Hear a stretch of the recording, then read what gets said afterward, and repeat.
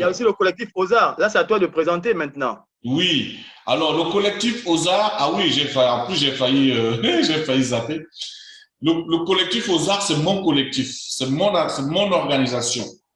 Ça veut dire, alors, collectif de c'est un anagramme, collectif des associations unies et solidaires pour l'Afrique et sa renaissance.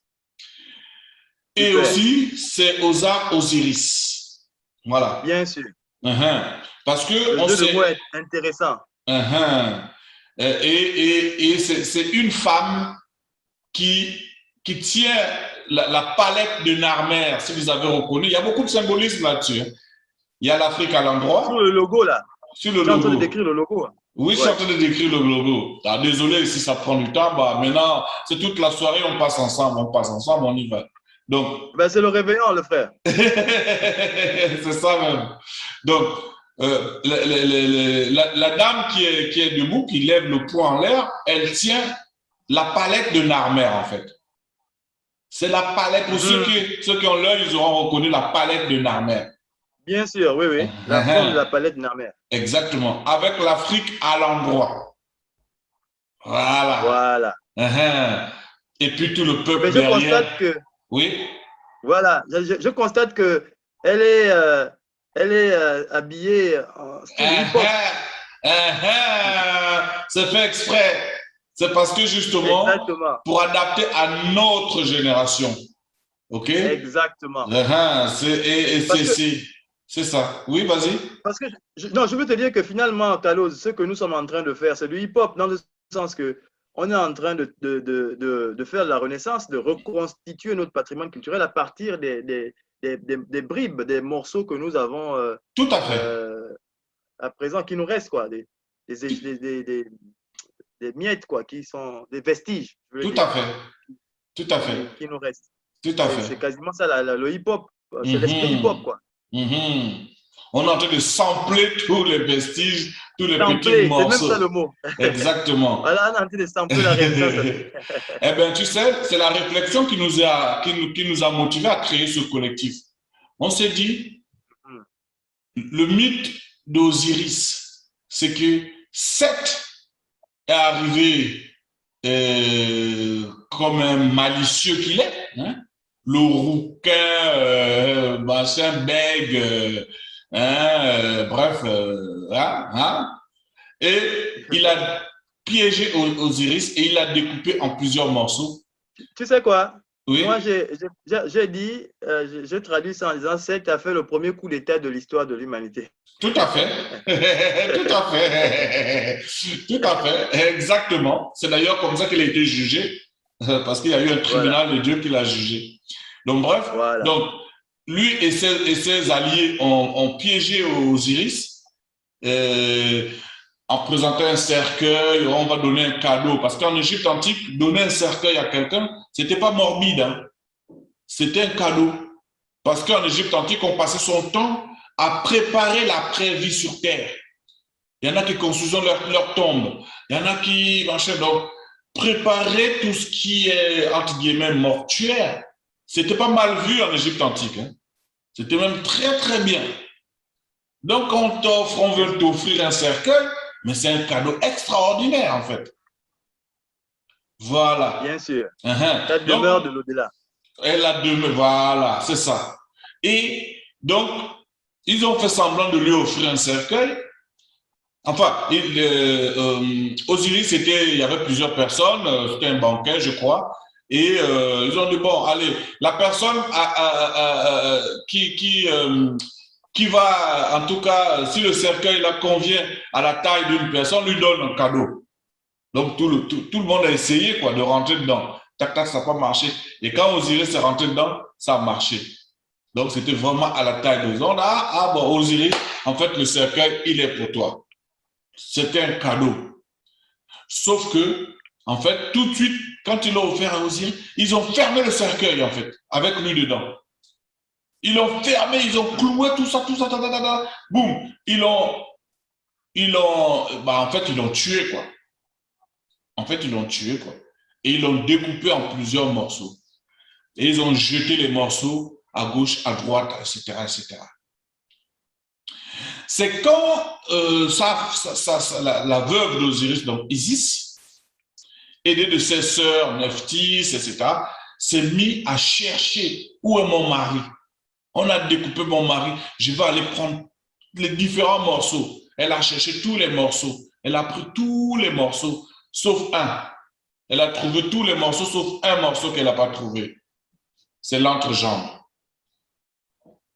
Le pénis. Le pénis, voilà. Elle n'a pas trouvé le pénis parce que le pénis avait été jeté dans le Nil et mangé par un poisson qui est resté très célèbre d'ailleurs, dont j'ai oublié le nom, tellement un nom très très scientifique.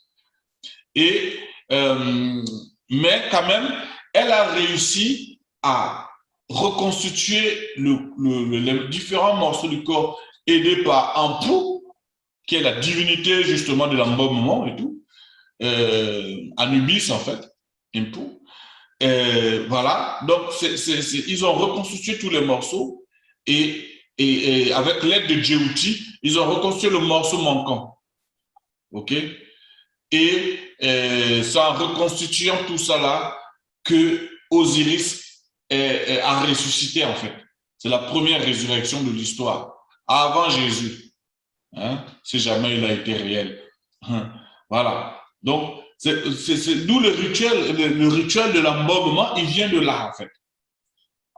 Quand on embaume un corps, justement, c'est pour lui permettre de ressusciter entre guillemets. Et c'est quand Osiris se met à revivre, entre guillemets, revivre parce qu'il est resté quand même couché, quoi, qu'il a pu juste féconder Isis pour donner Horus. Voilà. Et après, Osiris est parti dans le monde des morts, quoi, dans le royaume de l'au-delà, où il est devenu le roi, etc., etc., etc. Donc, tout ça, c'est un mythe, mais c'est du langage figuratif. Tout ça, c'est du langage figuratif. Il faut comprendre ça en gardant à l'esprit la notion de langage figuratif. Quand on va développer, on aura le temps de développer ça plus tard. Surtout dans l'émission Madou Andela et tout ça, et Tuto et moi, on va vraiment habituer les gens avec cette notion de langage figuratif. Donc, très bien. Eh bien, c'est seulement quand les morceaux d'Osiris ont été rassemblés qu'il y a eu renaissance, en fait, qu'il a ressuscité, quoi, entre guillemets. Voilà. Eh bien, nous, on a pris cette analogie-là à ce qui est arrivé à l'Afrique. On s'est dit, bon, voilà. Le blanc est arrivé en Afrique, comme Seth qui arrive dans le fameux banquet, là. Hein? D'ailleurs, il y a des analogies, hein? Blond, etc. Bon, hein? Bon, bref. Bref. Brutal, sauvage, etc. Eh bien, le colon a découpé l'Afrique en plusieurs morceaux. Hein? Il n'y a pas que à la conférence de Berlin, hein, là où vraiment le découpage a été bien dessiné, quoi. Mais il a commencé à prendre un morceau, il met en Guadeloupe, un morceau, il met en Martinique, un morceau, il met au Brésil, aux États-Unis, machin. Il a découpé l'Afrique en plusieurs morceaux et les a jetés à gauche, à droite.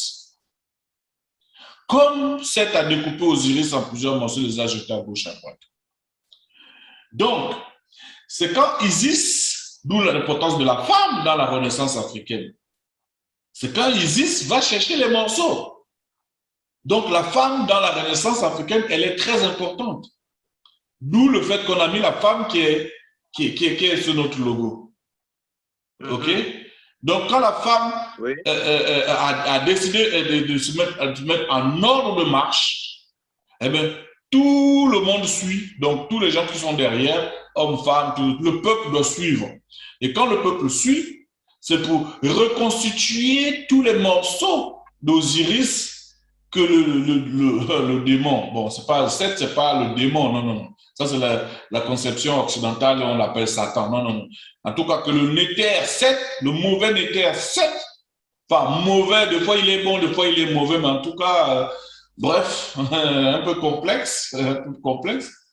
Seth, qui a découpé Osiris en plusieurs morceaux, les a jetés, machin, eh bien, par analogie à ce mythe-là, on s'est dit, sous l'impulsion de la femme africaine, de la femme kémite, C'est quand on va réussir à réunir les Antillais, les Brésiliens, les Noirs américains, les Africains, etc. C'est les différents morceaux que le colonialisme, le colon a découpés et a jetés partout. C'est quand on va réussir à ressouder tout ça, symboliquement par là, que la Renaissance africaine va émerger comme Osiris a émergé en fait. Voilà ce qui nous a poussé à créer ce logo en fait. Et juste une dernière chose, Oui. la fille que vous voyez tenir la palette de Narmer, c'est la femme de Nabouachi. C'est la femme de notre président. Voilà, c'est Madame la Présidente. Voilà. Wow. Et j'allais dire, c'est tout un programme, c'est votre programme, c'est le programme du collectif OSA qui est représenté dans ce logo-là. En fait, c'est du langage figuratif.